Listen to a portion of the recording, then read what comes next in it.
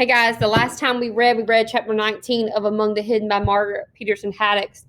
And what happened was Luke was questioning the articles and the books that Jen provided. Now, the books Jen provided were more on the side of the government and what the government wanted, which was to ration food, the population law, that sort of thing. And then on the other side, she had articles that were probably published on the computer that Jen gave him. And they were on the side of how, these children are probably hidden away and they're lacking food and all that sort of thing. And so Jen was giving him both sides of the story. And Jen leans more to, she doesn't want their children hidden, but Luke could see both sides. He could see where some people are starving in some countries because there's not enough food, but he also can see where he doesn't want to be hidden away or other people shouldn't be hidden away. And Jen brought up the point of propaganda. So I want you to take it upon yourself to Google or look up with your parents propaganda and what that was, what it is. And in World War II, my glasses are bent. Right, this? Okay. Yeah. In World War II, there was a lot of propaganda that our government put out about, the problems they were having with Nazi Germany and Japan at the time.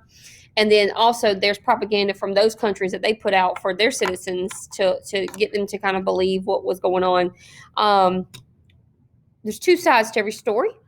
And Luke is seeing both sides. He can see where, yes, it's harmful to not have enough food. Yes, it's harmful for overpopulation, but it's also harmful for the children that are being hidden away. So look up propaganda, check that out.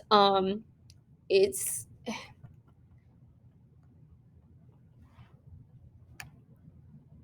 difficult to explain because sometimes the propaganda that they put out, the posters or the articles they put out, it makes sense and it's true, but sometimes they're just trying to get you to believe what they believe.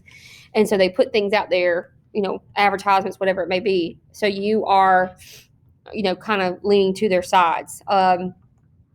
Even look at presidential elections that we're dealing with right now.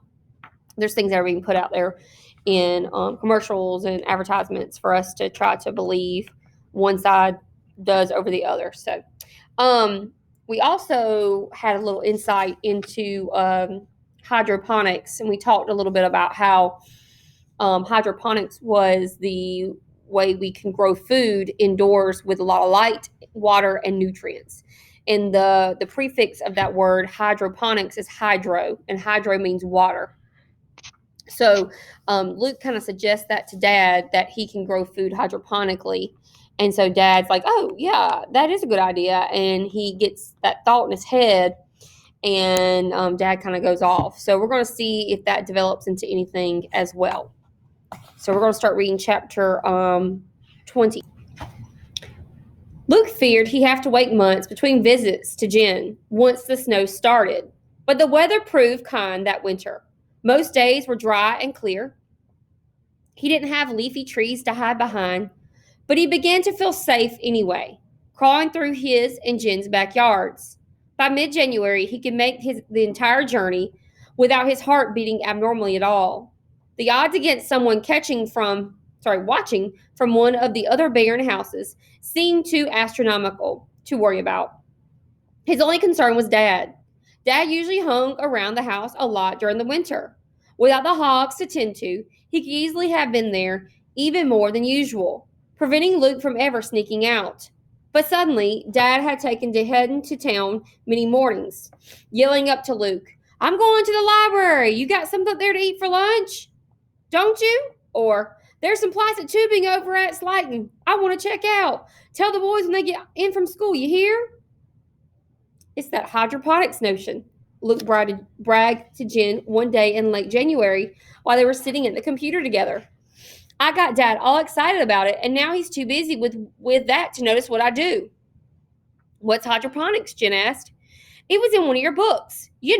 Growing plants indoors with soil, just using water and special minerals." "Oh," Jen said. "Does he think the government would actually let him do that?" "I guess so," Luke said. "Why wouldn't they?"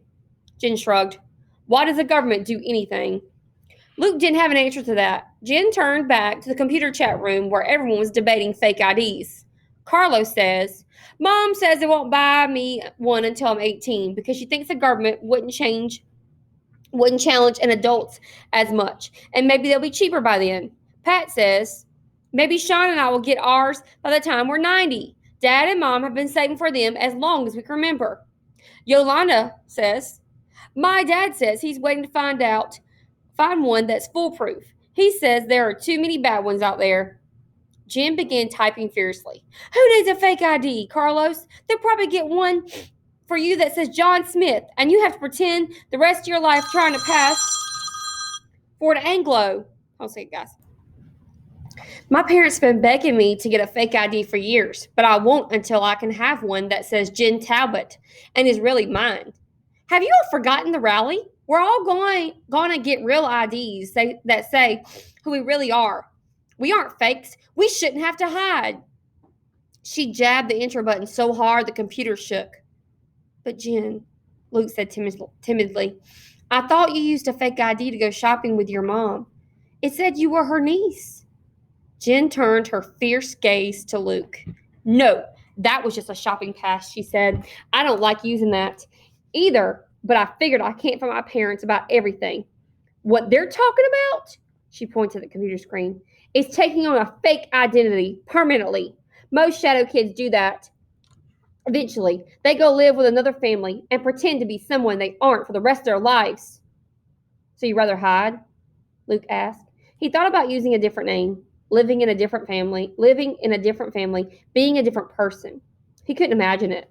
No, of course I wouldn't rather hide, Jen said irritably. But getting one of those IDs? That's just a different way of hiding. I want to be me and go about like anybody else. There's no compromise, which is why I've got to convince these idiots that the rally's their only chance. There was a shocked blankness on the computer screen about Jen's entry. Then Carlos ventured to say, Jen, got any of your parents' blood pressure medicine handy? Sounds like you need it. Jen stabbed the power button on the computer. The screen instantly went dark. She spun around the chair and clenched her fist. Ah! She screamed with a grimace of frustration. Jen, Luke asked. He leaned away from her in case she decided to use those clenched fists. Jen turned to Luke in surprise, as though she'd forgotten he was there. Don't you ever feel like saying, I can't take this anymore? She asked. She leaped up and began pacing the floor. Don't you ever want to just walk out into the sunshine and say, forget hiding, I don't care. Am I the only one that feels this way? No, Luke whispered. She rolled around and pointed at the computer. Then what's wrong with them? Why don't they understand? Why aren't they taking this seriously? Luke bit his lip. I think, he said, people just have different ways of expressing what they feel. Those kids make jokes and complain. You run around screaming your head off and tackling people.